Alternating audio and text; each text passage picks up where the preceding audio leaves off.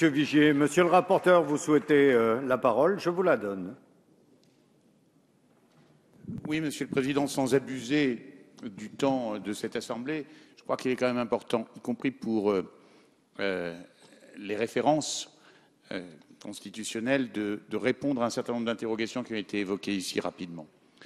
Je veux redire simplement, Monsieur Alauzet, que vous nous avez demandé, Monsieur le Président, puisqu'il a évoqué cette question, vous avez chargé, Président, le bureau, le groupe des questeurs, de poursuivre la réflexion sur un certain nombre de problèmes.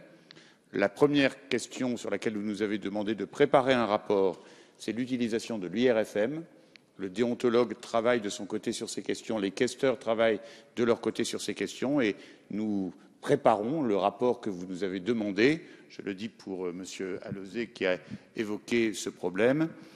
Vous nous avez demandé aussi, je le dis parce que ça a été évoqué par plusieurs intervenants au nom de leur groupe, de poursuivre le travail en ce qui concerne les collaborateurs des groupes, puisqu'aujourd'hui, la gestion des collaborateurs de groupe est assurée par l'Assemblée nationale, mais la prise en charge se fait au nom d'une association des présidents de groupe et la mise en œuvre de statuts pour chacun des groupes devrait permettre de sécuriser, comme cela a été dit, la situation des collaborateurs de groupe. Monsieur Falordi a évoqué un ensemble de questions qui touchent à l'articulation et au point d'équilibre que nous avons essayé de trouver. Je pense que nous sommes parvenus à trouver, à identifier entre le principe de liberté défini pour les partis et les groupements politiques à l'article 4 de la Constitution et la contrainte du statut associatif que nous proposons pour les groupes politiques de l'Assemblée nationale. D'abord, vous évoquez une première question, Monsieur Falorni, à laquelle je veux répondre, qui est celle du contrôle. Le règlement ne prévoit aucun contrôle particulier sur les groupes par l'Assemblée nationale. Ce serait là une contrainte et une mise en cause du principe constitutionnel de liberté des groupements politiques. Par contre, nous insistons, y compris dans les attendus du bureau, sur le fait que la proposition que nous faisons conduit à la fois à un contrôle interne par les membres du groupe, puisque le statut associatif conduira à présenter le compte de bilan, le compte de résultat et le rapport du commissaire aux comptes aux assemblées générales des associations qui sont constituées par les membres du groupe, contrôle interne, et le contrôle externe par deux biais, le commissaire aux comptes qui fait son rapport, qui est d'ailleurs présenté en assemblée générale, et la publication. Vous avez eu raison de le souligner. Le plus beau contrôle externe qui puisse exister, c'est celui de la transparence absolue par la publication intégrale des comptes des groupes politiques. Et là-dessus, nous sommes tous tombés d'accord, sans avoir à essayer de chercher le point d'équilibre sur le fait qu'il s'agissait à la fois du respect de la liberté définie à l'article 4 des groupements politiques que constituent les groupes politiques et de la contrainte de la transparence. Vous avez évoqué, je veux le dire quand même parce que notre résolution et nos débats seront lus, la censure de la proposition de résolution du groupe écologiste en février dernier, en février 2013, par le Conseil constitutionnel. Cette décision était fondée sur la violation du principe d'égalité entre les groupes et non pas sur le principe de liberté d'un groupement politique.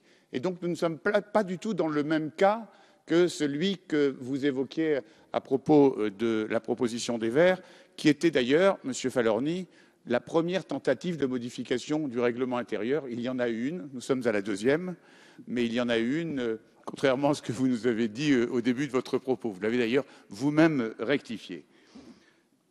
En ce qui concerne Monsieur Chassaigne, je vous remercie d'avoir souligné que même si la transparence n'est pas une fin en soi, ce que nous partageons tous, elle est une condition de la confiance du peuple dans les élus. Et de ce point de vue-là, je pense que collectivement, nous avançons tous ensemble. Monsieur Poplin, merci d'avoir rappelé ce que le rapporteur ne pouvait pas faire, sous peine de parti pris, l'ensemble des avancées qui ont été actées par la majorité depuis 2 ans, 2 ans et demi maintenant, mais ce que le rapporteur pouvait faire par le président sur un certain nombre de questions qui touchent au fonctionnement de notre Assemblée et au statut des députés, qui vont dans le sens de la transparence. Monsieur Poisson, vous avez vous aussi beaucoup insisté sur ce point d'équilibre. Je pense que nous l'avons collectivement trouvé. Nous nous sommes interrogés, je l'ai dit en commission des lois.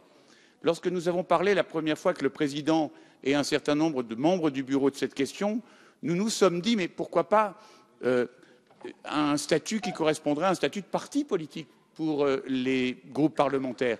Et nous nous sommes très vite rendus compte qu'il y avait des contraintes qui pesaient sur les partis politiques qui allaient bien au-delà des contraintes qui pèsent sur le statut associatif que nous avons proposé. Donc je crois que la résolution, comme vous le dites, Monsieur Poisson, fournit un cadre, mais que dans ce cadre, la liberté la plus grande est laissée aux groupements politiques que constituent les groupes parlementaires, avec les repères de transparence que nous souhaitions introduire dès l'origine. Monsieur Vigier, parlez vous aussi d'exemplarité et de transparence. Vous soulignez que les modalités de gestion appartiendront aux groupes politiques une fois le cadre défini. Et vous avez évoqué aussi cette question des collaborateurs, dont je redis une dernière fois avant de conclure que c'est l'une des pistes sur lesquelles le président nous a demandé, au-delà de cette décision, de continuer à travailler. Il y a 2 pistes essentielles sur lesquelles le travail est devant nous, et nous avons été mandatés par le président au nom du bureau pour poursuivre ce travail. Le statut des collaborateurs et la manière de sécuriser les collaborateurs par rapport à leur employeur groupe politique, ce qui n'est pas le cas aujourd'hui, tout en maintenant une gestion assumée par les services de l'Assemblée nationale, sans la faire reposer sur les services qui sont quelquefois bien minces des groupes politiques pour pouvoir assumer cette fonction administrative. Et deuxième piste, le rapport que vous nous avez demandé sur les modalités d'utilisation de contrôle éventuel de l'IRFM que nous aurons l'occasion de présenter au bureau dans les mois qui viennent. Voilà, Monsieur le Président, mes chers collègues, ce que je voulais dire en réponse aux interventions des uns et des autres. Je peux quand même me féliciter, et en me félicitant, je félicite le Président, puisque c'est lui qui est à l'initiative de cette résolution, d'un texte qui recueille l'unanimité du soutien de tous les présidents de groupe et, au-delà de l'unanimité des présidents de groupe, le soutien y compris des députés non inscrits qui siégeaient à la commission des lois le jour où nous avons voté cette résolution. Merci, Monsieur le rapporteur. La discussion est close.